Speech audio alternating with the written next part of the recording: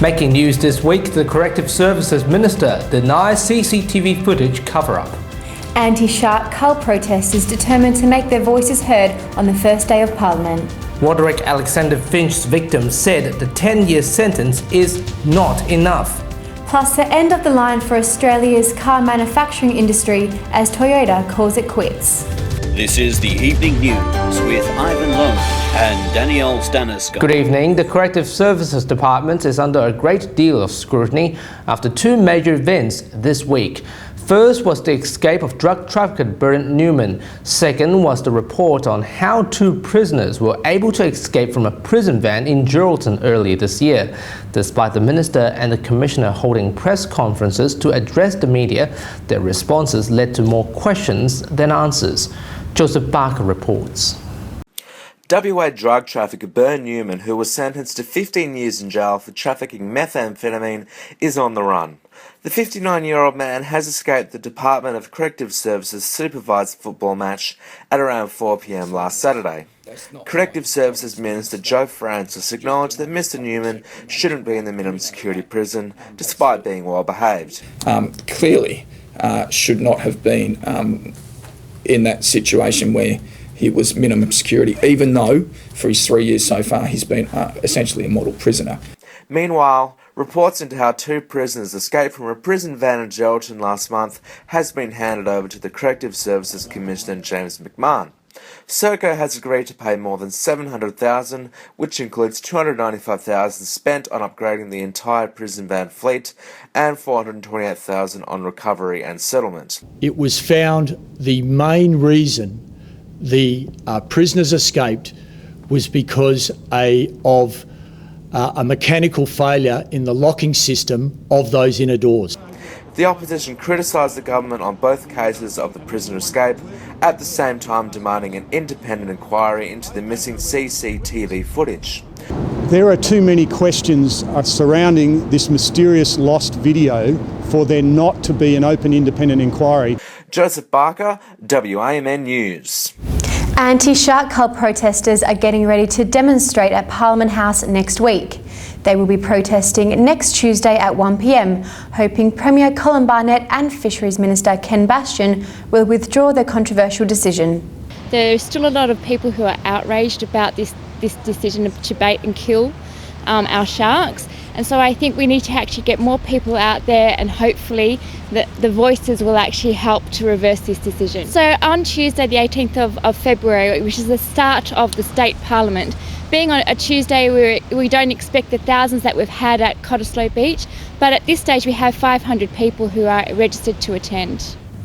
Robert Macaulay is trying to make a new start in life after the man who sexually assaulted him 20 years ago was sentenced to 10 years in jail. During a feature interview this week, Mr. Macaulay said the incident has affected his relationships with other people, and he believes his attacker's sentence is too light. When I was about 14 or 15, I was put in the hands of Roderick Alexander Finch for travel around Western Australia in a caravan, and almost every occasion, every night he would ply me with alcohol and then sexually abuse me. He was sentenced to 10 years in prison, and he is eligible for parole in 8 years. Is that enough? No. Why is not enough? Well, considering that on two of the charges, the maximum sentence was 20 years each, and he only got 3 years. But that was later reduced down to 2 on each, so a total of 4 years for just 2 of the charges. Why do you think it took so long for your case to be surfaced? We were not believed. Back then it was reported, and it wasn't believed. What are the things you wish you would have done in life if this hadn't happened to you? I wouldn't have minded having a couple of kids, a missus, house, just what every normal person wants, the Australian dream. Do you believe that you can achieve that in life, and will you try to? Jeez.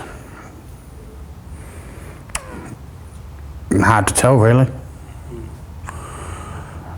I won't rule it out, but it will be very hard to achieve that.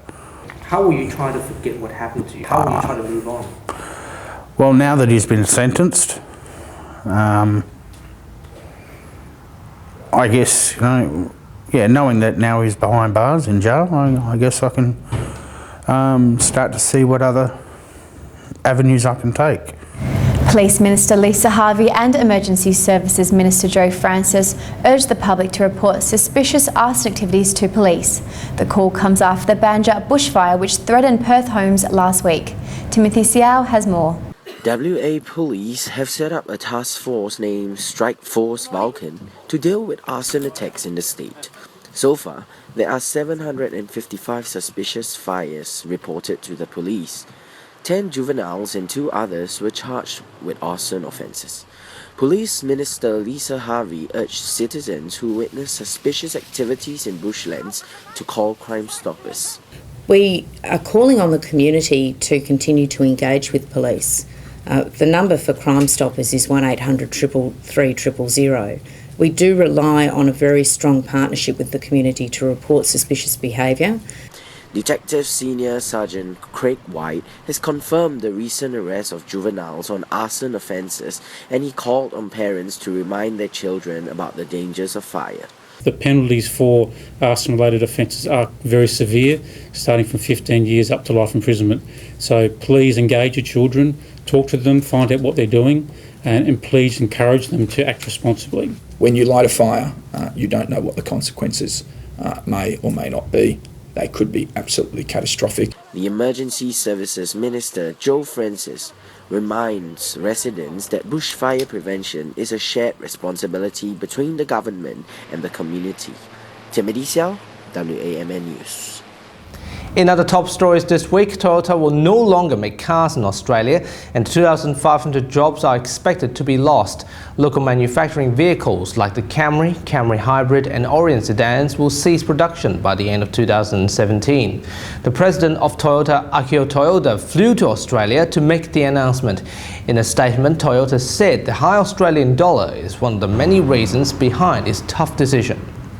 To World News, Chilean President Sebastián Piñera recently announced that his government has sent a formal letter of protest to the Peru government disputing its claim to the controversial land triangle. Chile correspondent Brian Ramirez reports.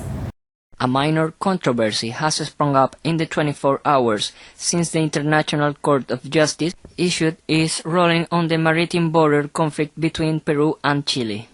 While Chilean President Sebastián Piñera has indicated that his country has been awarded control of an additional 3.7 hectares of land. Que la frontera terrestre coincide con la frontera marítima y el hecho que la Corte de la Haya haya determinado que la frontera marítima comienza en el hito 1 es un argumento que fortalece enormemente la posición chilena y por tanto el triángulo terrestre es chileno.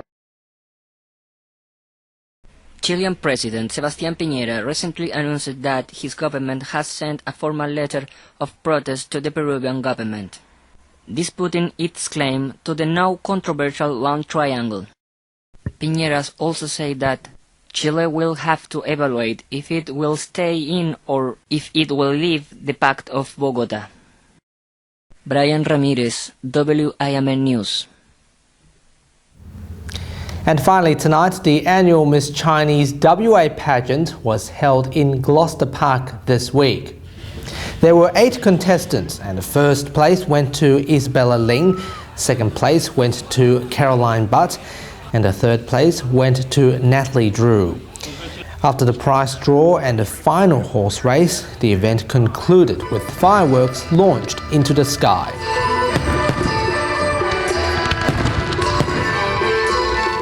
And that's all we have for you this week. We have more news on our website.